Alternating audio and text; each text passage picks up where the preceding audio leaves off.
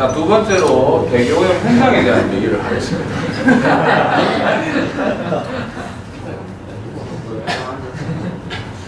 그 대표적으로 좀 이제 수능에서 건드리는 내용은 세 가지입니다. 첫 번째, 스모그라는 현상입니다. 두 번째가 단성비. 세 번째가 먼지 지붕 현상입니다.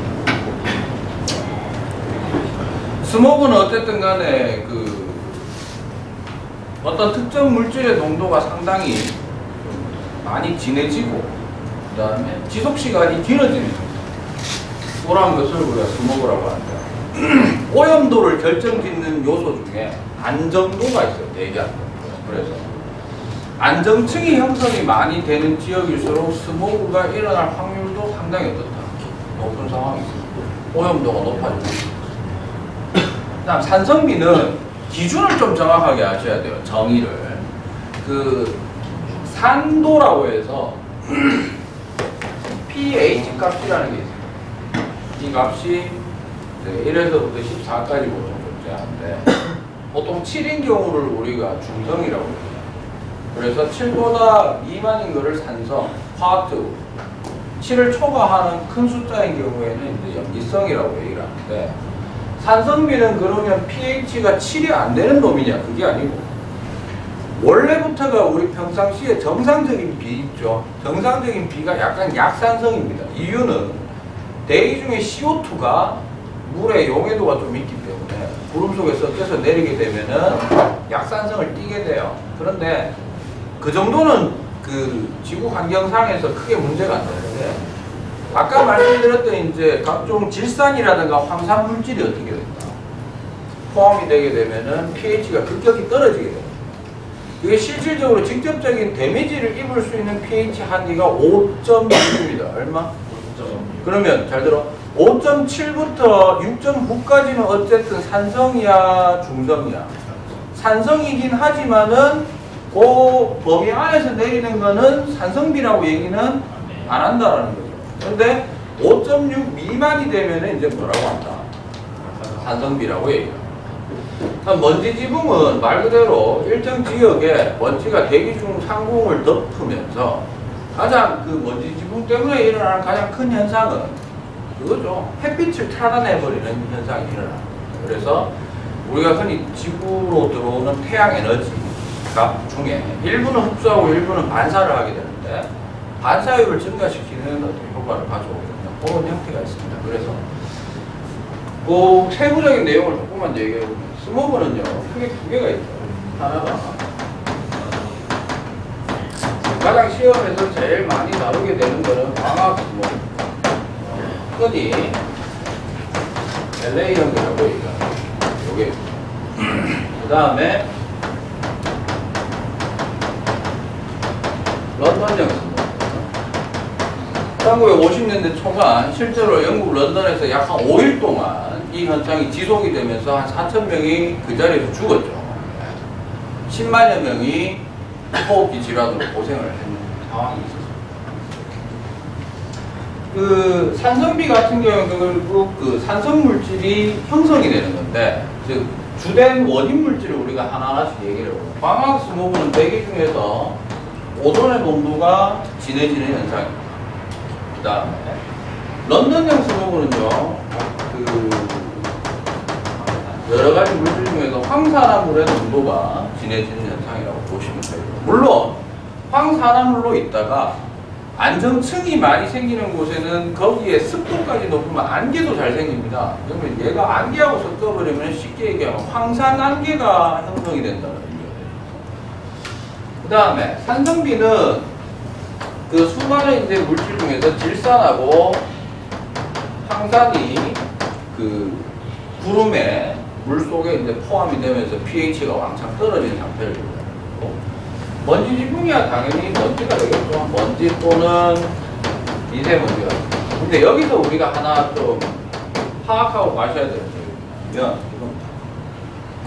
여기에서 오존하고 그 다음에 질산하고 황산은 대기오염인 경우에만 오염 물질의 출처를 좀 정확하게 좀 구분하기를 원합니다. 그래서 그 대기오염 물질의 종류를 좀 분류하는 방식이 크게 세 가지가 있는데, 첫 번째는 이런 게 있어요. 이게 자연적인 거냐 인위적인 거냐. 근데 얘는 분류하는 게 사실 크게 의미는 없어요. 왜냐하면 자연 상태에서도 충분히 이러한 물질들은 나올 수 있다 없다. 나올 수 있고, 특별히 이제 인위적인 활동 때문에 이러한 놈들이 자연적인 상태에서 생성되는 것보다 훨씬 더 불균형적으로 많이 나오게 된다, 이런 거죠. 비정상적으로. 그래서 그 분류는 뭐 그렇게 크게 의미가 있는 건 아닌데, 그거 말고 이제 두 가지가 더 있죠. 뭐냐면 하나는 기체상이냐 입자상이냐. 입자라는 거는 고체인 경우가 대부분이지만 액체도 포함을 합니다. 근데 우리가 배우는 것 중에는 대부분이 기체상입니다. 누구 빼고. 먼지는 입자상이에요. 됐어요? 네? 오케이? 그렇게 구분이 되고, 그거 말고 이제 마지막으로 하나 구분하는 게, 이러한 오염 물질을 직접적으로 만들어서 대기 중으로 배출하는 배출원이 존재하느냐, 아니면 직접적으로 배출된 적은 없는데 대기 중에서 저끼리 반응을 뚝딱뚝딱 하다가 그 문제의 물질이 대기 중에서 새롭게 재생성되는 경우가 있습니다.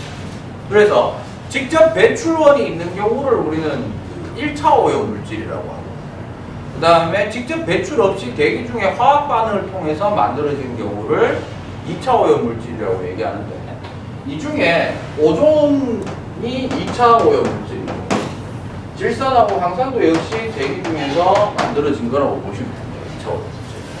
그러면 나머지 얘들 둘이는 뭔데? 1차 오염 물질. 직접 만들어내 나오는 경우가 있다는 거예요. 그러면 O3는 어쨌든 뭔가 어떤 물질에 의해서 재생산이 된 건데, 누구 때문이죠? 질소. 이게 바로 질소산화물 때문에. 그렇죠? 물론 질소산화물만 있어서는 안 되고요. 어느 정도의 뭐로 있어야 된다? 미네랄지가 가해져야 된다. 됐죠? 그 다음 질소산화물은 결국 누구 때문에 나온 거다? 누구죠? 자동차 배기가스 때문에. 자동차 배기. 그 다음에 황산화물은요, 1차 오염 물질인데 얘는 뭐 때문에 나오는 겁니까? 공장 매연. 그 다음 질산은 결국 누구하고 누가 더해진 거냐 하면, 질산은 누가?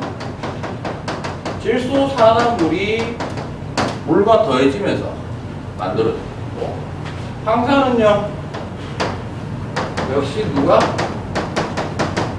황산화물이 나오면서 더해진 겁니다. 그렇죠? 그러면 질소산화물은 아까 얘기했듯이 누구 때문에? 자동차 배기, 그죠? 그러니까 자동차 배기에 의해서 여기 이렇게 공장 매연에 의해서 여기도 이렇게 공급이 되는 겁니다. 맞습니까? 그러니까 대기오염의 주요 배출원 중에서 지구학에서 강조하는 부분은 뭐하고 뭐다? 결국 자동차 배기가스에 의한 현상, 그 다음에 두 번째로는 공장 매연에 의한 현상, 이렇게 됩니다. 됐어요.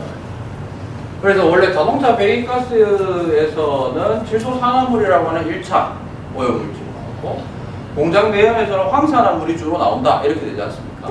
근데 그 자체도 많아지면은 분명히 오염 현상은 맞는데, 부가적으로 질소산화물이 빛에너지와 함께 광화학 반응을 일으키게 되면서 또 새로운 독소물질이 누굴 만들어낸다.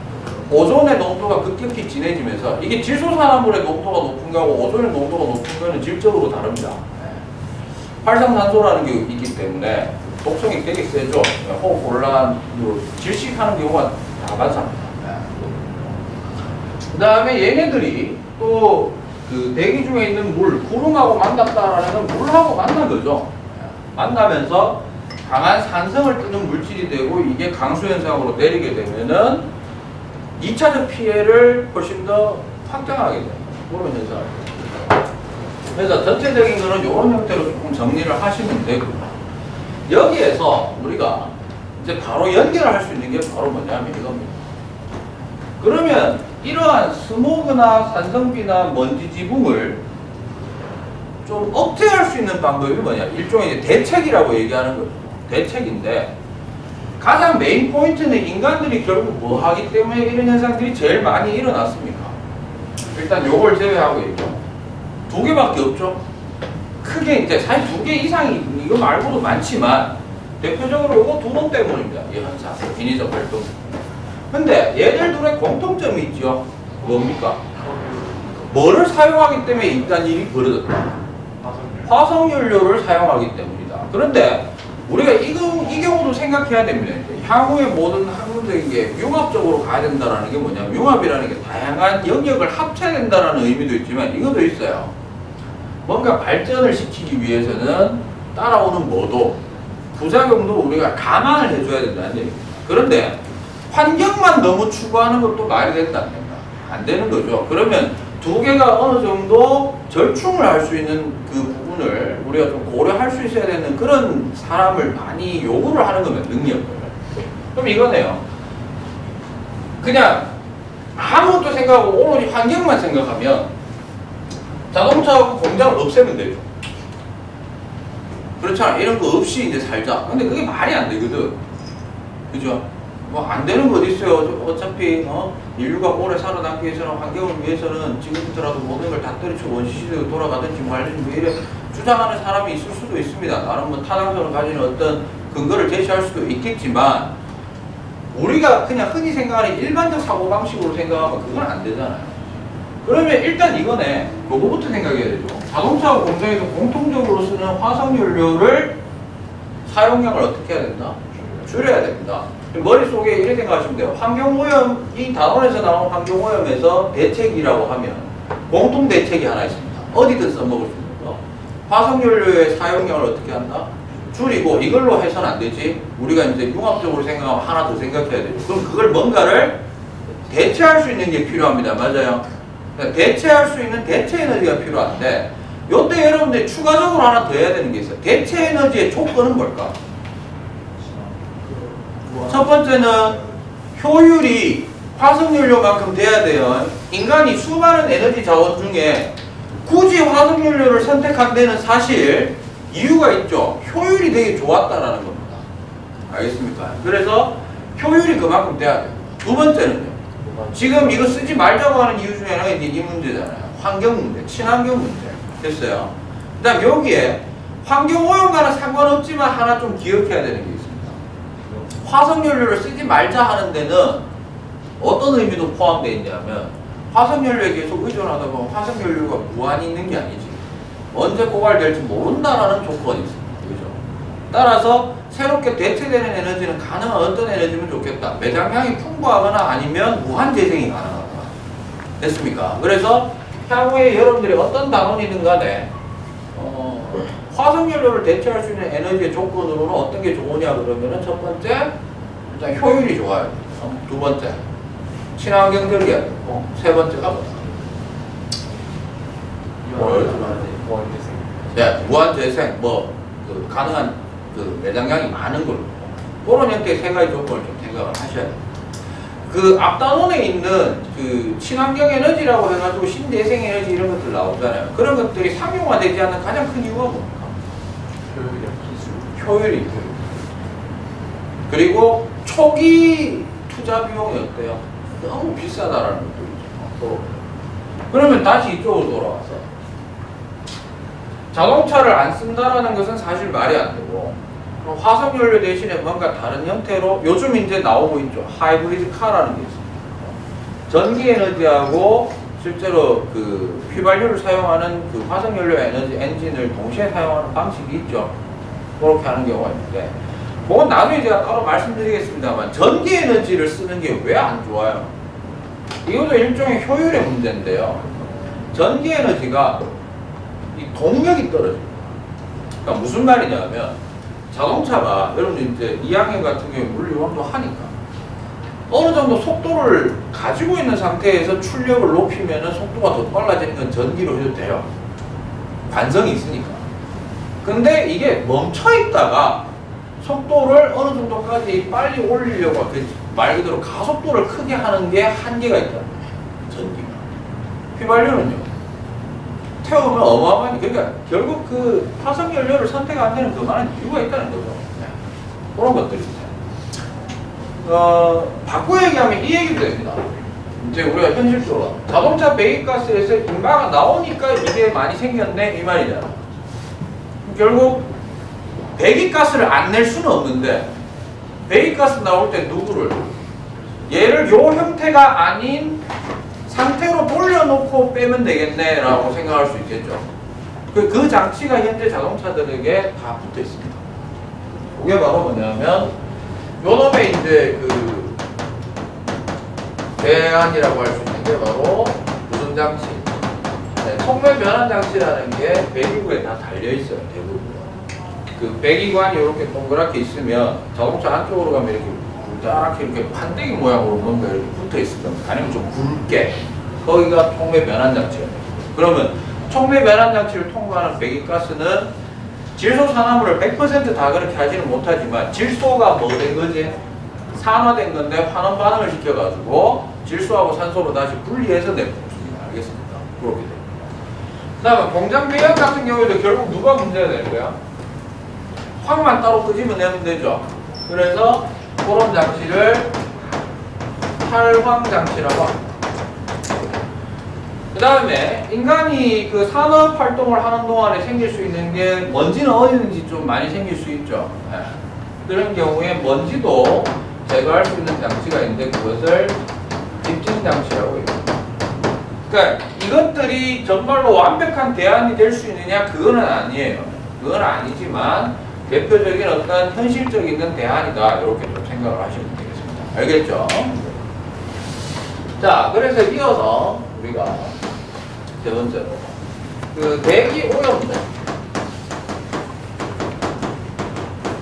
대기 오염도에 대한 내용 얘기를 하자. 구체적으로는 오염도를 우리는 낮추는 쪽으로 조금 얘기를 해볼게요. 낮추는 쪽으로. 일단은 첫 번째로는 뭐가 있냐면요. 그 오염 물질의 튀어나온 장소, 배출원이나 혹은 배출원은 변화가 없더라도 배출되는 양을 어떻게 하는 방식이 있겠다. 이걸 줄여야 될 겁니다. 그렇죠?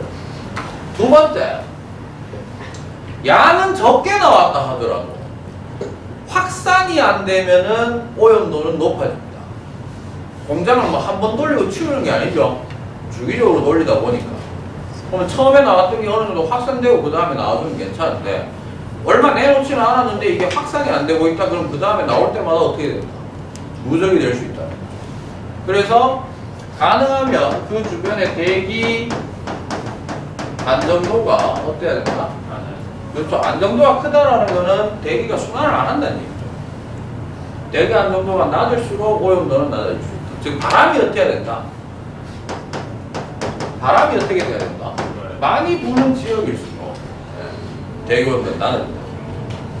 그 다음에 세 번째로 영향을 받을 수 있는 게 우리 대구 지역 같은 경우에 거기에 해당하는데 가능하면 개활지일수록 좋습니다.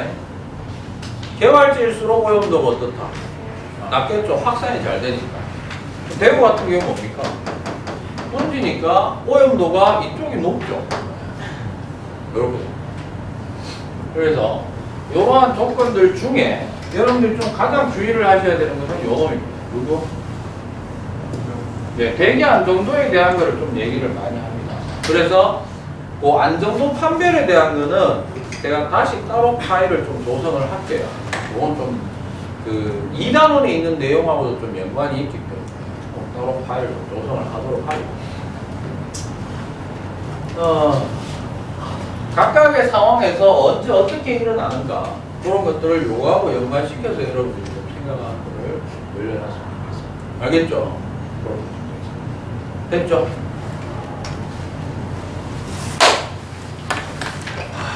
쉬운 거 봐가자.